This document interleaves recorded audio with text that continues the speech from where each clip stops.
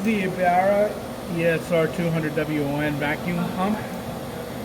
It requires 3-phase, 208 volts. It requires a water chiller. Has quick disconnects for hooking that up. And it requires a nitrogen input. And there is a emergency stop switch here.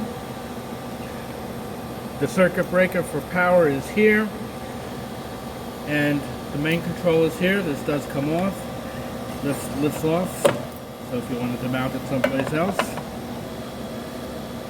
All your controls are done here. I've hooked everything up. When you power up, it'll go through an initialization screen, and then you can step through. We're in local mode. We're going to step through. You can see what control is local, no mode is normal. Alarm warning or history if you wanted to see that. Model, operating hours, nitrogen flow. If it's too low, it will alarm. And water flow, again, if it's too low, it will alarm. And it shows you the casing temperature. That's why you need the water to keep it at a proper temperature. And then your pump mechanisms. So what we're going to do now, I've got the power on, everything is ready to go.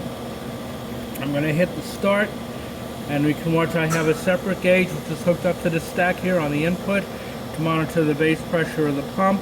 The base pressure of the pump should get below 20 millitorr.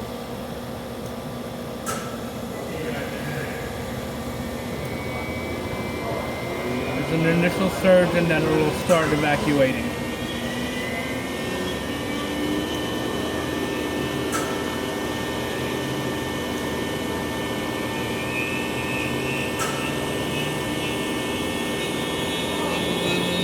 We're already down to 10 millitorr, 9 millitorr, and so forth. I've seen it go down to 1.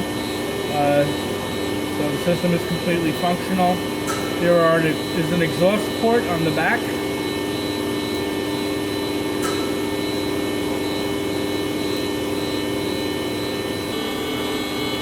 Okay, here's the exhaust port for the vacuum, and I've got it hooked up. You should have it hooked up to an external venting system. This is also an exhaust, but this is just for the casing. So there's, whether or not you need that or not is your own requirements. But it is a ventilation duct for the enclosure.